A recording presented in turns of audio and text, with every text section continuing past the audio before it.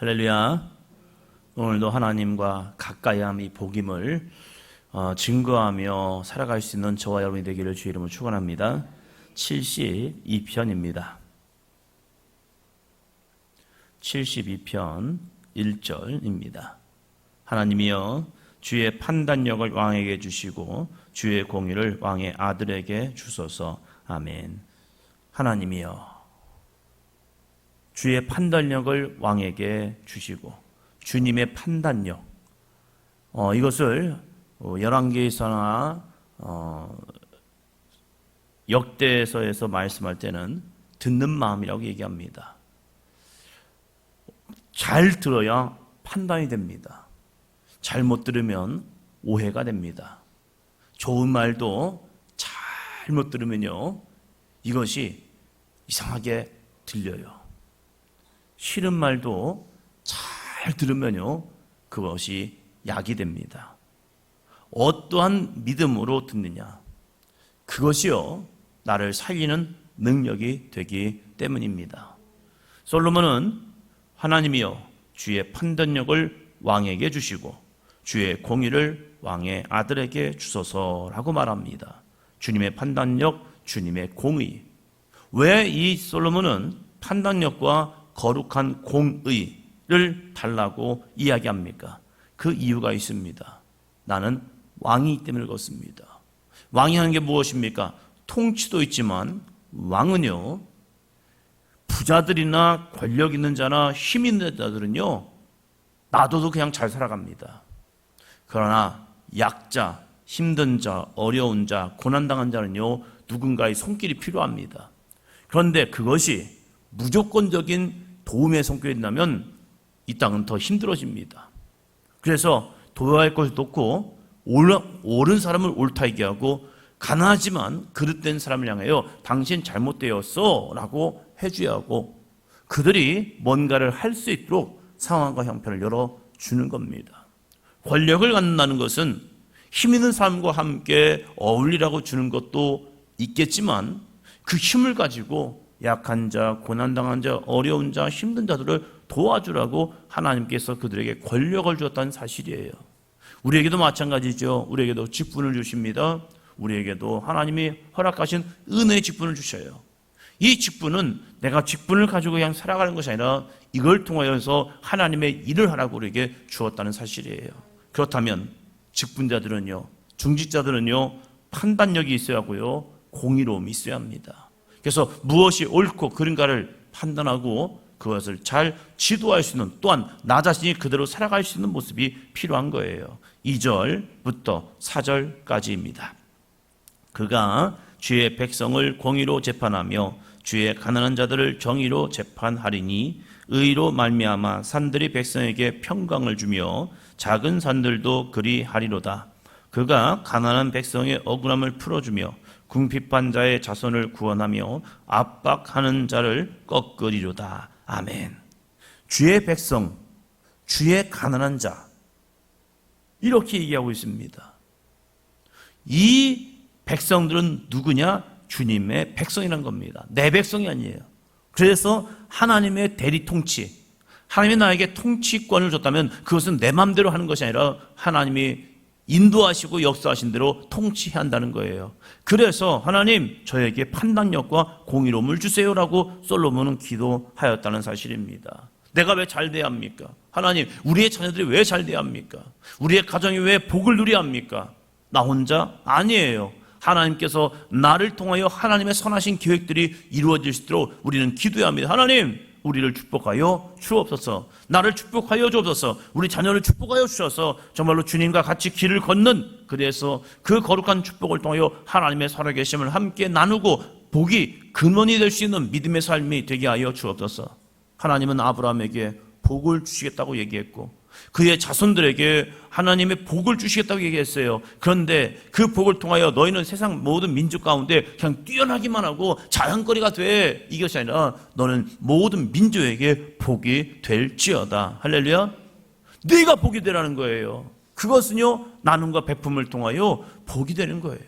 첫째는 하나님의 거룩한 구원의 역사를 전해야 하고요, 나에게 주신 축복의 삶을 나눌 수 있는 삶, 그것이 복의 근원된 삶이죠. 자, 우리 사도행전 교회가 아름다운 복의 근원이 되기를 주님의 이름으로 축원합니다. 그래서 이 솔로몬이 구하는 기도는요, 나를 위한 기도가 아니었어요. 바로 주님의 백성, 주의 가난한 자들을 공의로 재판하고 정의로 재판하기 위해서 주여 나에게 판단력을 달라는 거예요. 그렇지 않으면 내가 쏠릴 수밖에 없어요.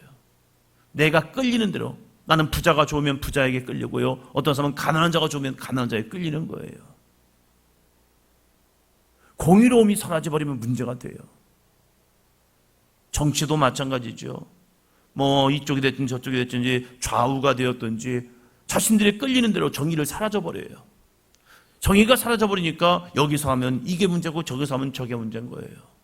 우리의 판단력도 마찬가지예요. 내가 처해 있는 상황에 의해서 나도 모르게 거기에 편중될 수 있다는 거예요. 그러나 교회는 옳은 판단력, 공의로운 판단력을 가지고요, 우리가 이 땅을 살아갈 수 있는 믿음의 삶, 그래서 하나님 보시기에 아름다운 거룩한 삶이 되기를 주의 이름으로 축원합니다. 4절이요. 그가 가난한 백성의 억울함을 풀어주며 궁핍한 자의 자손을 구원하며 압박하는 자를 꺾으리로다. 가난한 백성은 억울함을 풀어줘야 합니다. 억울함이에요. 한탄이 아니에요. 이 솔로몬은 가난한 백성의 억울함을 풀어주는 거지, 그들의 한탄과 그들의 삶 자체가 무조건적인 도움과 베품은 아니었다는 거예요.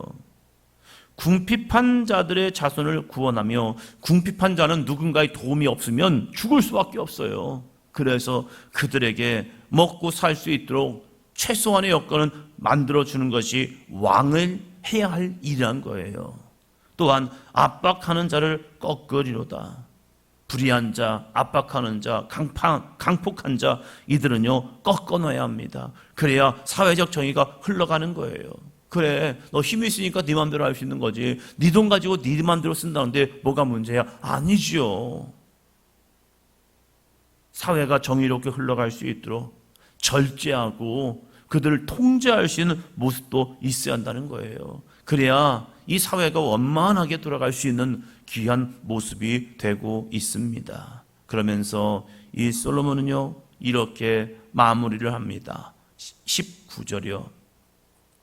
그의 영화로운 이름을 영원히 찬송할지어다. 온 땅에 그의 영광이 충만할지어다. 아멘, 아멘. 그의 영화로운 이름을 영원히 찬송할지어다. 하나님이 주신 은혜로서 살아간다면 우리의 마지막이 이러한 아름다운 고백이 될 줄로 믿습니다. 하나님과 동행하는 믿음의 삶이 된다면 우리의 마지막 삶에도요 그의 영원한 이름을 영원히 찬송할지어다. 온 땅이 그의 영광이 충만할지어다. 이렇게 마지막을, 우리의 인생의 마지막을 장식할 수 있다면 얼마나 아름다울까. 우리의 끝이 분열과 다툼과 분쟁이 아니라 그 영화로운 이름을 영원히 찬송할지어다. 온 땅에 그의 영광이 충만할지어다. 이러한 믿음의 고백으로 마지막을 딱 찍을 수 있다면 얼마나 감사할까. 여러분의 삶에, 여러분의 인생의 마지막에 이 거룩한 찬양과 영광을 돌릴 수 있는 삶이 되기를 주님의 이름으로 축원합니다. 73편을 보면요, 그럼에도 불구하고 우리의 믿음 생활에서 낙심하고 넘어질 때가 있다는 겁니다. 왜 낙심하고 넘어지는가 한번 봅니다. 73편 1절로 2절입니다. 하나님이 참으로 이스라엘 중 마음이 나는 거의 넘어질 뻔하였고 나의 걸음이 미끄러질 뻔하였으니. 아멘. 하나님이 참으로 이스라엘 중 마음이 정결한 자에게 선을 행하시나. 하나님께서 마음이 정결한 자에게 선을 행하시는 것 알죠. 그럼에도 불구하고 뭐라고 말합니까? 나는 거의 넘어질 뻔하였고 나의 걸음이 미끄러질 뻔하였다. 넘어지고 미끄러질 뻔했다. 뭐 때문에요?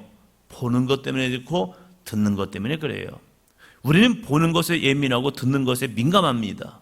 그래서 내가 무엇을 보느냐 무엇을 듣느냐에 있어서 우리의 신앙도 넘어질 수 있고 미끄러질 뻔한 거예요. 그런데 여기서 뭐라고 말합니까? 뻔하였다. 이거 뭐예요? 넘어질 뻔하였는데 안 넘어진 거죠. 미끄러질 뻔하였는데 미끄러지지 않고 잘 버틴 거죠. 왜요? 믿음 때문에 그래요. 우리는 누구나 유혹을 받고 미혹을 받고 시험을 만납니다. 그 상황에서 넘어지는 자가 아니라 넘어질 뻔하다가 일어설 수 있는 귀한 삶이 되시기를 주의 이름으로 축원합니다. 무엇을 해야? 마지막이 있어요. 마지막 이 결론을 얘기해요. 넘어질 뻔했는데 왜 안 넘어졌는가? 근데 그 이유가, 넘어질 뻔한 이유가 이겁니다. 3절, 4절. 이는 내가 악인의 형통함을 보고 오만한 자를 질투하였음이로다.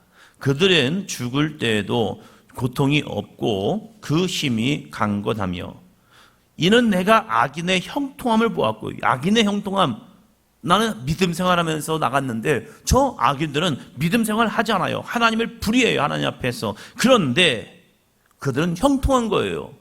왜 이러지? 저 나쁜 사람이, 저 나쁜 놈이 아니 왜 이렇게 잘 되는 거야? 하나님의 공의가 있는 거예요. 하나님 정말로 살아계신 거예요. 저 나쁜 녀석들이 왜 이렇게 세상에서 잘 떵떵거리며 살아가고 있는 거예요? 이거요. 오만한 자들을 질투하였습니다. 질투는 뭐예요? 나는 안 되고 저 사람이 되니까 이것이 나도 모르게 쉬게 하는 마음이 오는 거죠. 질투함. 그래서 질투를 잘못하면요, 그럼 나도 한번 저렇게 살아볼까? 이 모습까지 돼버린 거예요. 이걸 미혹이라고 얘기하죠. 악인들, 오만한 자들이 하나님의 심판을 받아야 하는데 그렇지 못한 거예요. 죽을 때에도 고통이 없고 그 힘이 강건해지는 거예요. 와, 이거 맞나? 이 세상이 왜 이래? 이러면 안 되지. 그러면 우리는 누굴 바라봅니까? 하나님을 바라보는 거죠. 하나님, 왜 세상이 왜 이래요? 이럴 수 없는 거잖아요. 하나님 살아계시다면 어떻게 저 사람이, 저 나쁜 사람이, 저 불의한 사람이 어떻게 저럴 수가 있어요? 그런데 이 시인이요, 그 넘어질 뻔하다가 그가 세상에 공하는 것이 아니라 결국 깨달은 곳이 있는 거예요. 17절입니다. 하나님의 성소에 들어갈 때야 그의 종말을 내가 깨달았나이다. 하나님의 성소에 들어갈 때에, 세상에서 보니까 이것은 완전히 이건 문제인 거예요. 와, 이거 문제투성이네. 그런데 하나님의 성소에 들어갈 때, 하나님의 성소에 들어가 보니까 그들의 종말을 내가 알았다는 거예요. 뭘 통하여서요? 무엇을 통하여 그의 종말을 알았을까? 깨달았을까? 한번 더 합니다. 하나님의 말씀. 하나님의 말씀이 들려진 거예요. 세상에 수많은 소리가 들려오고 세상에 수많은 모습들이 보여질 때는 와, 이게 시험거리는 거예요. 야, 이거 왜 이래? 세상이 왜 이래? 그런데 하나님의 성전에 들어가서 그들의 종말을 내가 깨달았는데, 그들의 종말을 보니까 하나님이 없다는 그들이 결국은 어떻게 되느냐? 8절이요. 주께서 참으로 그들을 미끄러운 곳에 두시며 파멸에 던지시니. 19절이요. 그들이 어찌하여 그리 갑자기 황폐되었는가? 놀랄 정도로 그들은 전멸하였나이다. 아멘. 이 땅에서의 삶이 아니라 심판의 때를 본 거예요. 어디에서요? 하나님의 성소에서요. 하나님의 말씀을 통하여 하나님이 보여주시는 환상과 계시를 통하여 결국 마지막 종말을 본 거예요. 그럴 때 그들은 미끄러운 곳에 두시며 파멸에 던지셨고요, 갑자기 황폐됩니다. 그들은 전멸된다는 사실이에요. 그 심판을 바라보니까 아하, 그렇구나. 내가 이 땅을 살아가면서 낙심하여, 그리고 내 안에 이 심령에 그들을 바라보면서 내 마음에 질투할 마음이 없는 거예요. 나의 영원한 종국, 마지막 영원한 천국을 바라보면 그것은 또 다른 은혜인 거예요, 나에게는. 그래서 이 시편의 기자가 그러한 세상의 부조리를 바라보면서 미끄러질 뻔하고 넘어질 뻔하다가 하나님을 떠나는 것이 아니라 성소에서 하나님의 말씀을 보고 하나님의 계시와 은혜를 바라보면서 종말을 깨달으니까 이것이 여기에 있는 것이 말씀에 순종하는 것이 주님과 가까이함이 복이라는 거예요. 28절입니다. 하나님께 가까이함이 내게 복이라. 내가 주 여호와를 나의 피난처로 삼아 주의 모든 행적을 전파하리이다. 아멘. 하나님께 가까이함이 내게 복이라. 할렐루야. 이 시간 여러분이 하나님과 가까이함이 복인 줄로 믿습니다. 조금 더 쉬는 거 좋지요. 그러나 그건 쉼이 좋음입니다. 그러나 이 시간 이 새벽에 일어나서 하나님과 가까이함이 내게는 뭐라고요? 복인 거예요.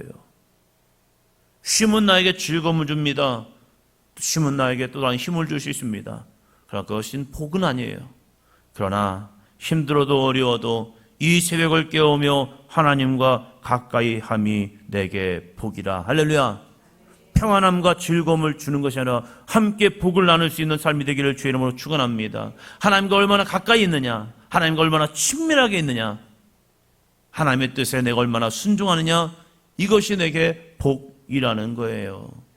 여러분, 함께 이스라엘 한번 가보자니까요. 이스라엘이 좋은 곳일까, 갈대아 우르가 좋은 곳일까? 갈대아 우르가 어쩌면 이 아브라함에게는 더 좋은 곳인 거예요.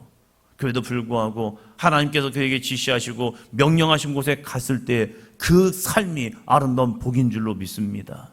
애굽에 살던 것이 이스라엘의 복이 아니라 광야이지만 하나님과 함께함이 그들에겐 복이었고 그 속에서 하나님의 살아계심과 능력하심을 그들은 경험했다는 사실입니다.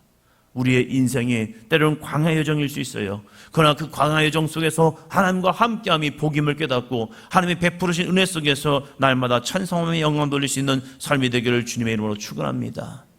내가 주 여호와를 나의 피난처로 삼아 주의 모든 행적을 전파하리이다. 넘어질 뻔한 사람이 아니요, 하나님의 은혜를 전합니다. 하나님의 능력을 전합니다. 왜요? 그는 마지막을 본 사람이기 때문입니다. 천국과 지옥을 바라봤기 때문에 내가 아무리 이 땅에서 좀 어렵고 힘들고 악인들의 횡포 속에서 내가 고통을 준다 할지라도 아니요, 그럼에도 불구하고 나는 주님과 함께 하겠습니다. 할렐루야. 왜요? 나의 종말을 보았기 때문에 그래요. 저 사람들 더 이상 부러워하지 않습니다. 그 사람들 더 이상 시기하지 않습니다. 질투하지도 않습니다. 왜요? 그들의 마지막 종국 지옥을 보았기 때문입니다. 그래서 이 시편의 저자는요, 하나님께 가까이 함이 내게 복이라. 하나님과 가까이 함이 내게 복이라. 이 거룩한 믿음 가지고 오늘도 주님과 함께하는 거룩하고 복된 삶이 되기를 주님의 이름으로 축원합니다. 기도합니다.